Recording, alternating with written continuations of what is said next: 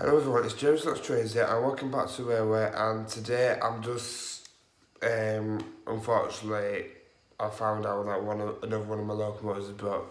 Don't worry guys, it's not Thomas and Friends one. Let me just get it out for you guys. It is none other than my very first locomotive what I got when I first started model railwaying, and it is this, my flying Scotsman. I know that I've reviewed this in the past, but obviously in the past, as you guys know, the linkage rods have just been like, say for instance, I'll show you like close up. Look, it probably won't do it on camera actually, but I'll demonstrate it for you when I put it down to layout. Another thing what I want to say is I apologise for not posting any videos, but the reason why I haven't been really posting any videos is because I've been mainly focusing on trying to get this to work again, to its full potential again. I mean, if you look carefully guys, look, I don't know if you guys can pick that up on camera, even on the tender driven bit, all the wires and the connection for the tenders is all dusty and mucky. I mean, like I said, this has been over 10 years old for this locomotive, and I feel like it's just dying out on me guys, because the amount of times I've had this one serviced, redone and whatever else is just unreal. And I think it's got to the point when my flying Scotsman's just thought, oh, stuff that I can't be asked to run anymore because I've been serviced that many times. But if I do choose to fit, I'm going to try and get a new chassis for this one if I can. If that's the problem, then I will try and get a new chassis for this one guys, because I've seen a chassis on eBay. But if not, I will have to get a new flying Scotsman. But then again, you know, over 10 years, I mean, to say that down to my Hornby James guys is about the same. I've had that James same amount of time as I've had this, and my James has been serviced God knows how many times as well, guys. Sorry guys, I'm just taking a drink again. But even down to the tender's a bit jumpy, and I'm really interested to know why that is. You know, like sometimes when you don't run your locomotives on the track, you can run the tenders sometimes without the locomotive, if you know what I'm saying. So what I'm going to do now guys is I'm going to take you down to the layout now. I'm going to show you what it actually does when I try and run it. So we're going to do that now guys, and I'll talk to you in a bit. Right guys, so as you can see, the flying Scotsman is down on the track now, as you can see, and now I'm just going to give it a bit of juice. And as you can see guys, it just keeps jumping, as you can hear. I mean, at the minute guys, I'm just going to keep on this long straight, because, see what I mean guys, it obviously does really upset me as well, because like I've always sort of said, this was my very first locomotive. But I mean, to say that it's a Hornby one and not a Bachman Thomas one for once, I'm kind of relieved in a way. But I mean, it's actually running a lot better now guys, believe it or not, but I think that's because I'm leaving it on a straight for you lot. So what I'm going to try and do now guys is, I'm going to try and take it around the layout, and I swear to God if it runs properly now, I'm going to be annoyed. So we're just going to do it now guys, and we're just going to run it on a half speed. See what I mean look guys? The reason why it's doing that is because the tender's having a lot of pressure pushing the locomotive along to the wheelbase. I mean, obviously I don't really want to put it to full speed just in case it like burns the motor or anything guys, but I mean, I don't know if you guys can pick that up, but the tender is actually shaking as it's pushing the locomotive along. If it makes it round, I'll be shocked, which it has done, and the wheels are actually going around a lot better than what I thought. But every time it gets round here, you go, oh.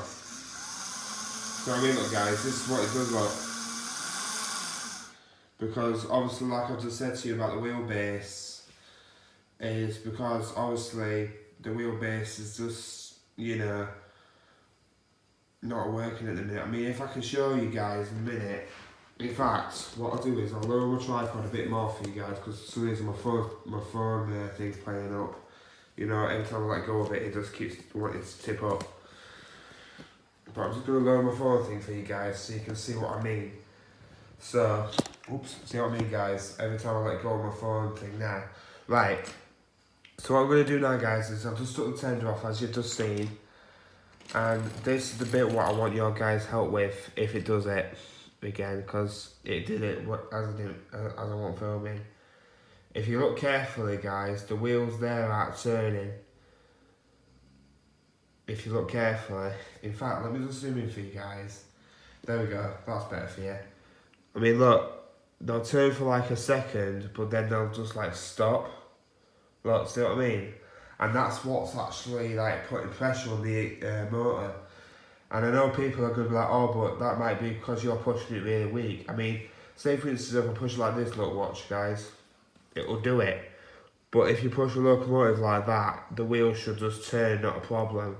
I mean, they turn, but then they stop again. In fact, 1 minute, guys, let me just demonstrate what I'm sort of trying to say with my Hornby James. Because as you guys know, the Hornby James is tender driven as well, isn't it?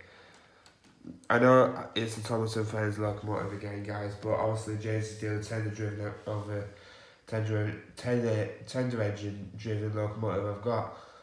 I mean, look, see what I mean? That's the exact same power I'm giving on my Flying Scotsman, guys, right? And my James wheels are actually moving. If you can't pick that up, guys, I can honestly say to you, in fact, if I can somehow zoom in on James's wheels and get a bit more better view, there we are. Look guys, you can see his rods going around and he just... So it just goes to show guys that it's not because of my finger or the force I'm giving on the locomotive. I mean look, I can do that with James and he will run, not a problem, look. I can do that with James and he will run. I mean look, even to the point where he will actually like... Let's see how far James actually free rolls. Are you ready guys? Right, so that's how far James free rolls because I've just let him go. Let's see how far Flying Scotsman does it.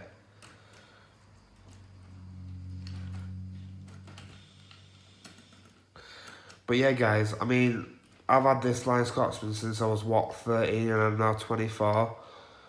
And to say that it's possibly, you know, after 10 years, giving up the ghost and just broke, in other words, see what I mean, that if that was like freewheeling guys, it would have done it a lot longer than that. But look guys, but I don't know what else to say guys, but obviously I need help to see what's actually wrong with this locomotive because obviously I do want to keep it. But then again, I mean I try to take it into a railway. In fact, I'll tell you that bit when I turn the camera back round guys. I'm going to turn the camera round. But it's like even to the point where the power supply, you know, the power controllers, when the power controllers will actually like pick up power, the light will just go off and I'm just like, well, what the chuff.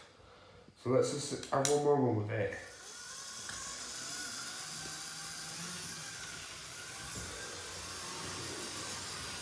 I mean, believe it or not guys, it's actually running a lot better now, but obviously I still want to make this video. I mean, you can literally see the wheelbase not even turning guys, the linking rods in the wheels. Because like I just said to you guys, this is the tender driven one. Let's try it forward then, this is just going to fall that.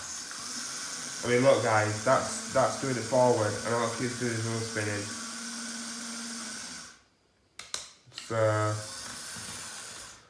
So anyway guys, other than that, I'm going to turn the camera back round for you guys now and then I'm going to talk to you a bit more. Right guys, so as you've just clearly seen, like I've just said, I just need your guys' help or opinion on how I can save this locomotive because I don't know what weights it's supposed to have in it. I don't know if it is supposed to have any weights in it, because obviously it obviously needs weights to weigh it down so the locomotive can shift along, obviously. But like I've just said to you guys, I am going to replace the tender show as well, because a handrail has snapped off, possibly because of but even to the point, guys, right, this is one of my favourite locomotives ever. I mean, yeah, my Mallard's my favourite. I know I keep going on about my Thomas and Friends locomotives as well, but this one is my most favourite locomotive. So, guys, I'll be honest with you, right, it might take me a few weeks to give you an update on my Flying Scotsman. But as for now, do you know how I said I'm going to do Flying Scotsman versus Gordon?